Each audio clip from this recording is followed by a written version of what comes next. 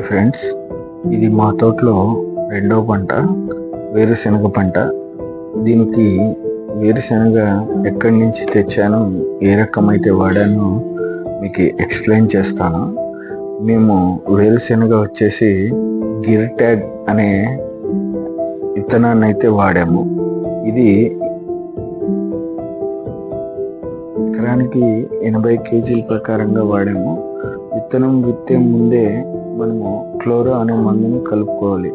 ఎందుకంటే విత్తనంలో చీమలు పట్టుకోకుండా, మరి కుళ్ళు రోగం రాకోకుండా ఈ మందు కాపాడుతుంది.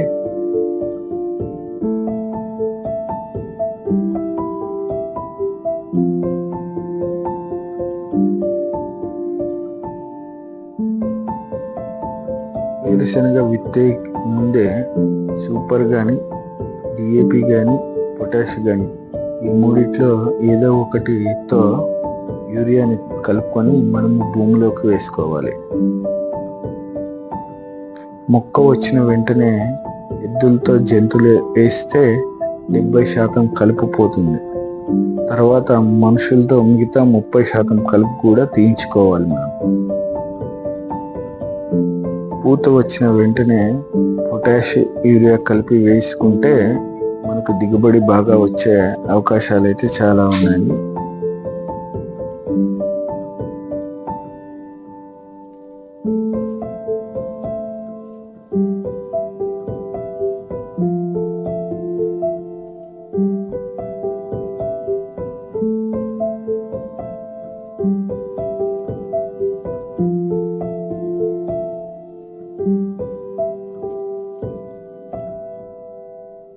ఈ జాతి విత్తనము 90 రోజుల పంట అయిపోతుంది, కానీ మనం 100 రోజులకి పీకించుకోవాలన్నమాట.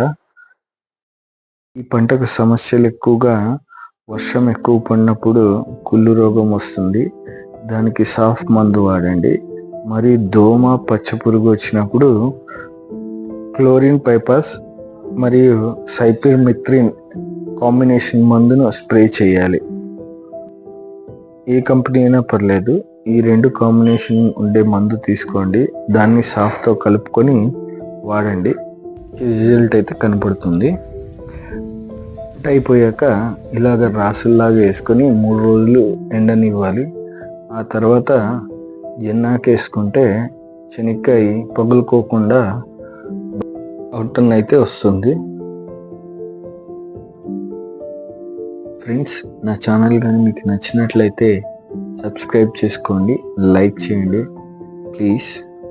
Thank you.